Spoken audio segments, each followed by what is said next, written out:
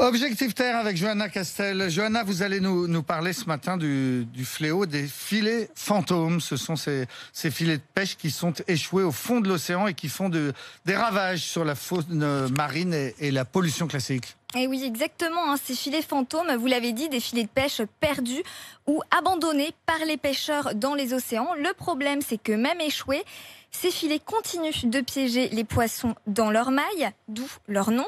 Et chaque année, 640 000 tonnes de ces filets et autres matériels de pêche finissent dans les océans et tuent des centaines de milliers de poissons, mais aussi des phoques, des dauphins ou des tortues, donc des espèces menacées.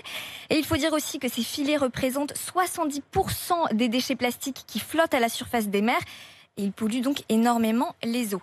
Mais pour réduire ces filets fantômes, une société toulousaine, filiale du Centre national d'études spatiales, fait actuellement tester aux pêcheurs artisanaux du Var des filets connectés par satellite. Le but, les aider à récupérer leurs filets de pêche perdus. Et le principe est simple, les filets sont équipés d'une balise de la taille d'un bouchon d'oreille reliée à des satellites, ce qui permet de les suivre, de les tracer.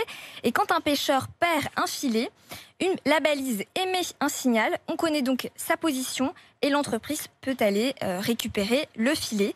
Et si l'expérience est concluante, elle pourrait être déployée sur le reste de la France. Voilà, et ce serait bien parce que quand un pêcheur perd son filet, il perd aussi 3 000 €. C'est pas donné. Les pêcheurs comptent beaucoup sur ce nouveau système pour faire des économies.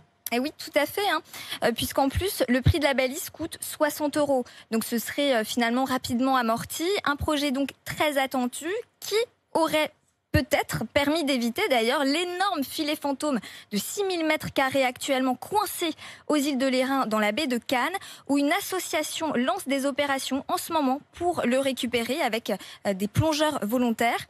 En tout cas, pour que cette belle innovation ne devienne pas une goutte d'eau dans l'océan, on attend de connaître la décision de nos dirigeants européens qui négocient actuellement la réintroduction de certaines subventions à la pêche. Subventions qui, en versant des milliards à la construction de nouveaux bateaux des grandes flottes industrielles, accentueraient la surpêche dans le monde et avec elle les filets fantômes. Voilà, Johanna Castel pour la chronique environnement de la matinale d'RMC. Merci Johanna.